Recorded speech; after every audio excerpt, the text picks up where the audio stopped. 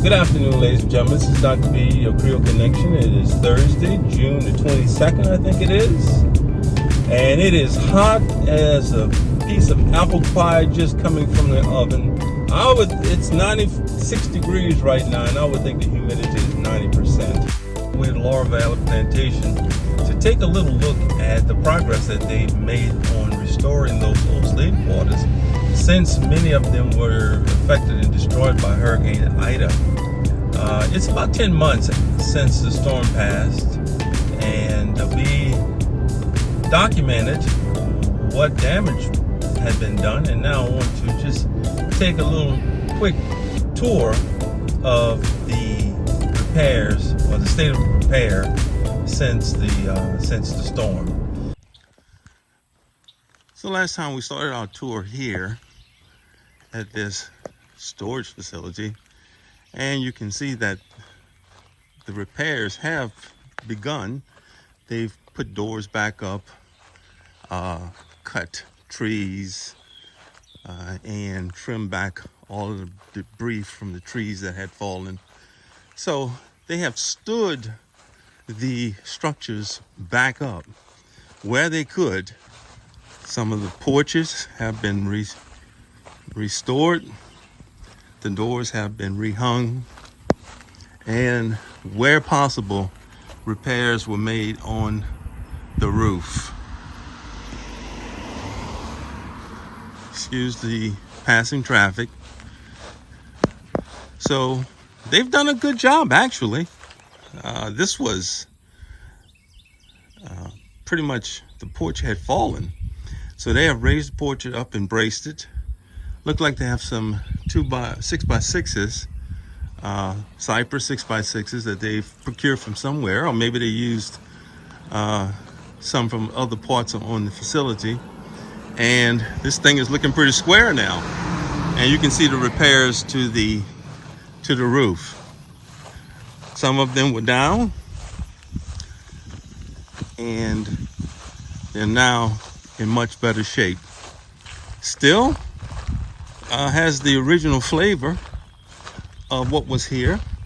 This one was damaged very heavily, and you can still see the bow in the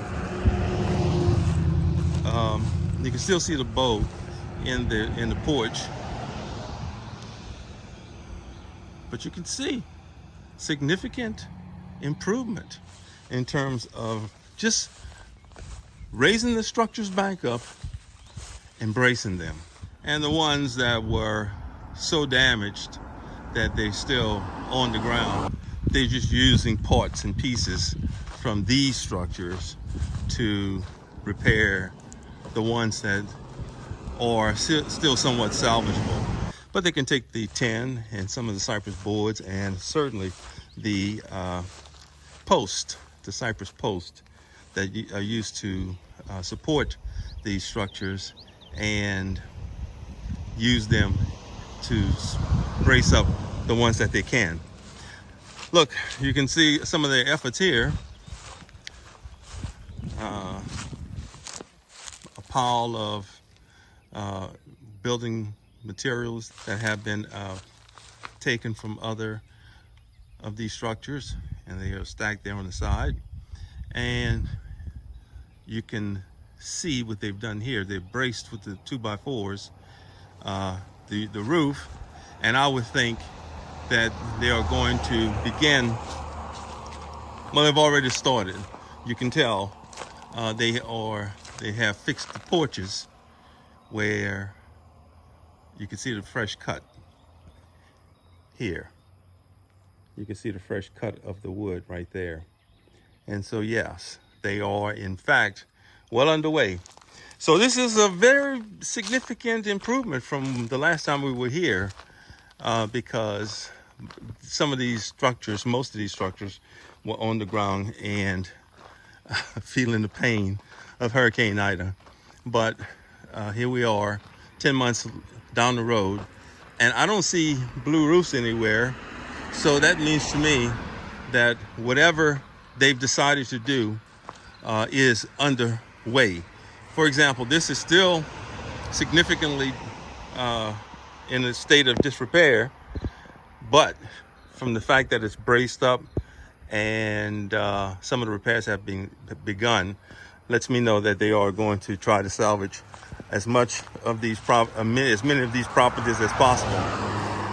From my count, it seems that 2 of them are going to be beyond a state of repair, and maybe they are going to at some point later try to even raise them back up. Now the one down a little further down, a fire of some sort resulted in additional damage there. I'm not sure what's going on there, but going across the street, the same story. Those that can be repaired, I would think in a few more months you're going to see these structures standing about as preserved as they were before Hurricane Ida, save those that are just too far gone. So it just goes to show you, where there's a will, there's a way.